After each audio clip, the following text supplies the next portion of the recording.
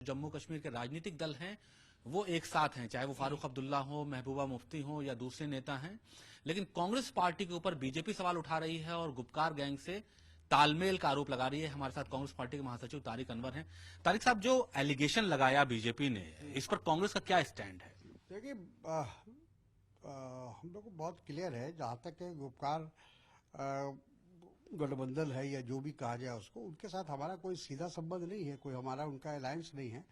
लेकिन चूंकि वहाँ चुनाव होने जा रहा है पंचायती राज का, तो उसमें एक वहाँ नेशनल पार्टी होने की हैसियत से वहाँ हमारी ब्रांच है पार्टी की, तो हम लोग लोकतंत्र में अगर चुनाव नहीं लड़ेंगे तो फिर कहाँ लड़ेंगे। तो इसलिए हम लोग तो चुनाव लड़ने की हमारी तैयारी है वहाँ। और ये सब जो इल्ज़ाम लगाया जा रहा है, ये सब बेफजूल है, इसमें कोई सच्चाई नहीं है। बीजेपी जो कह रही है कि आप लोग पर्दे के पीछे से मिले हुए हैं या सोनिया गांधी अपना स्टैंड क्लियर करें, इस तरह की बातें अमित शाह ने कही है। देखिए, अमित शाह से तो पहले ये सवाल किया जाना चाहिए कि सबसे पहले भारतीय जनता पार्टी ने नेशनल कॉन्फ्रेंस से भी अलायंस किया। अटल जी जब प्रधानमंत्री थे तो उनके मंत्रिमंडल में एनसी भी थी और फारूक अब्दुल्ला साहब थे। और जब कश्मीर में सरकार बनाने की बात आई तो पीडीपी के साथ उन्होंने हाथ मिलाया और 3 साल मिलकर उनके साथ हुकूमत चलाई। आज वो इन कांग्रेस पर इल्ज़ाम लगा रहे हैं कि इन लोगों से, इन पार्टियों के साथ कांग्रेस का ताल्लुक है। तो सच्चाई तो ये है कि ये मौका लोग हैं, जब जैसा मौका देखती है बीजेपी उस हिसाब से काम करती है। तो अब उनसे काम निकल गया। जब इस्तेमाल करना था तो महबूबा मुफ्ती को इस्तेमाल किया 3 साल तक, उनको उनके साथ सरकार बनाकर रखा। और जब उनको लगा कि अब इसकी कोई ज़रूरत नहीं है तो एक समर्थन वापस ले लिया, सरकार गिरा दिया। तो ये लोग मौका परस्त लोग हैं, मुफाद परस्त लोग हैं, और जब जैसा देखते हैं वैसा करते हैं। तो आप बीजेपी को कह रहे हैं बीजेपी ने ऐसा माहौल बनाया कि वो कांग्रेस पर ही आरोप लगा रही है, तो इसको आप कैसे देखते हैं, ये जो बीजेपी नेताओं के आरोप हैं? हर काम बीजेपी के शासन में हुआ है, चाहे आईएसआई की विजिट हो भारत की सरजमीन पर, हमारे नरेंद्र मोदी जी लाहौर जाते हैं, जहाँ तक मौलाना मसूद मजहर की रिहाई का सवाल है वो भारतीय जनता पार्टी के शासन में हुआ।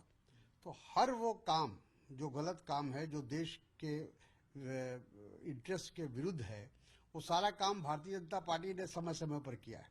और आज हम पर वो इस बात का आरोप लगा रहे हैं कि हम देशद्रोहियों से मिल गए, तो उनसे हमें राष्ट्रवाद का सर्टिफिकेट नहीं चाहिए। क्या आपको लगता है कि कोई भविष्य में कोई तालमेल हो सकता है आप लोगों का एनसी से या पीडीपी से, जो आने वाले जो लोकल बॉडी के चुनाव हैं या बाद का कोई चुनाव है, कोई ऐसी पॉसिबिलिटी आपको दिखती है? देखिए, ऐसा है कि राजनीति में तो हर तरह की संभावना है। जब पीडीपी और भारतीय जनता पार्टी मिल सकती है तो फिर आप कैसे कह सकते हैं कि दूसरी पार्टियों के साथ कोई संबंध हमारा नहीं होगा। फिर दूसरी बात, जहां तक एनसी का सवाल है या पीडीपी का सवाल है, उनके भारतीय होने पर तो कोई शक नहीं है। ये जो इस तरह का आरोप उन पर लगाया जा रहा है, मैं समझता हूं कि ये गलत है। ये लोग वो लोग हैं जो हमेशा भारत के साथ खड़े रहे हैं और भारत के संविधान में इन्होंने विश्वास किया। अगर आज चुनाव भी लड़ रहे हैं तो भारत के संविधान के अंतर्गत चुनाव लड़ रहे हैं। उनको क्यों अलाउ कर रही है चुनाव आयोग? अगर वो देशद्रोही हैं तो उनको चुनाव में हिस्सा लेने की इजाजत किसने दी? महबूबा मुफ्ती ने जो भारतीय झंडे को लेकर एक जो कहा कि वो कश्मीर के झंडे को लाइक करती हैं, उन्होंने भारतीय झंडे को हटाया, उसको लेकर काफी कंट्रोवर्सी हुई। अरे भाई, कम से कम बीजेपी तो ये नहीं कर सकती है। तिरंगे झंडे की बात बीजेपी को शोभा नहीं देती।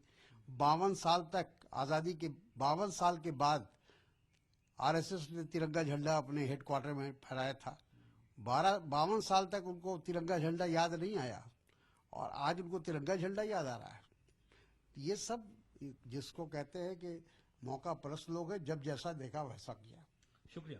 तो तारिक अनवर बहुत साफ कह रहे हैं कि जो बीजेपी का जो आरोप है वो गलत है और कांग्रेस पार्टी खुद ही बीजेपी पर आरोप लगा रही है कि उन्होंने फारूक अब्दुल्ला के साथ सरकार बनाई थी जब अटल बिहारी वाजपेयी प्रधानमंत्री थे, जब नरेंद्र मोदी प्रधानमंत्री थे तो उन्होंने पीडीपी का साथ लिया और महबूबा मुफ्ती को वहां मुख्यमंत्री बनाया और अब वो कांग्रेस पर जो आरोप लगा रहे हैं वो पूरी तरीके से सही नहीं है। शादाब सिद्दीकी, जी मीडिया, दिल्ली।